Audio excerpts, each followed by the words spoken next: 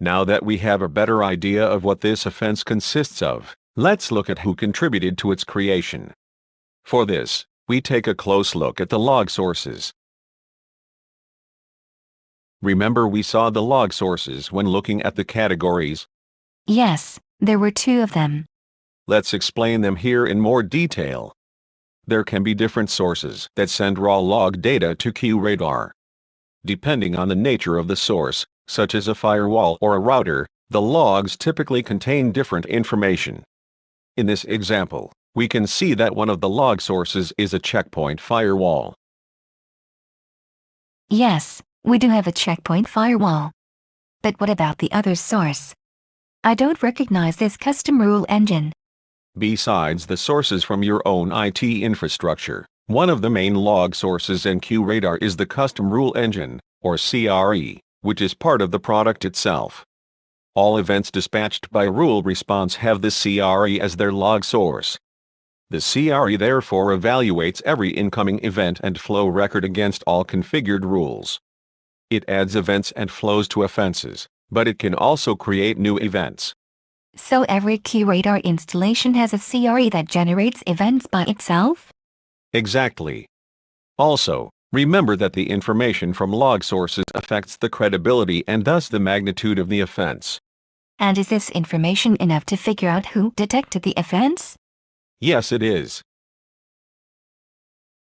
Let's figure out who triggered this particular offense.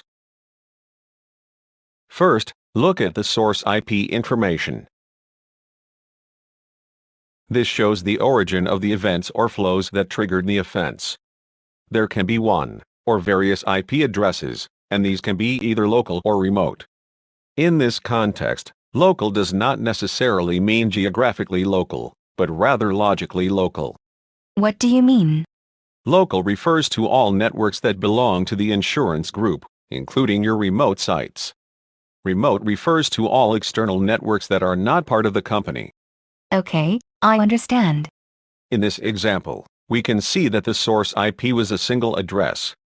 However, when there is more than one IP address involved, the field shows multiple with a number in parentheses.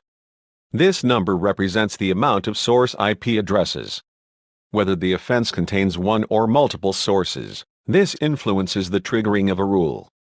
Obviously, source IP type offenses always display just one IP address, so you will not be able to see multiple source IPs for this type of offenses.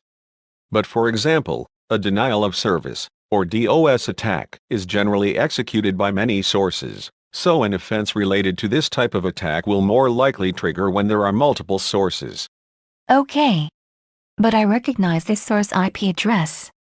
It is one of our DNS servers. Does that matter?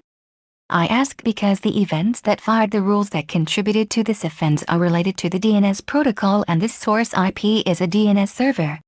Perfect. It does matter and you are on the right path. In fact, I think I know what we should do to resolve this offense. But for the sake of this exercise of teaching you the whole process of analyzing an offense, let's continue our investigation and go back to this detail at the end. All right. Now that we know where this offense came from, let's find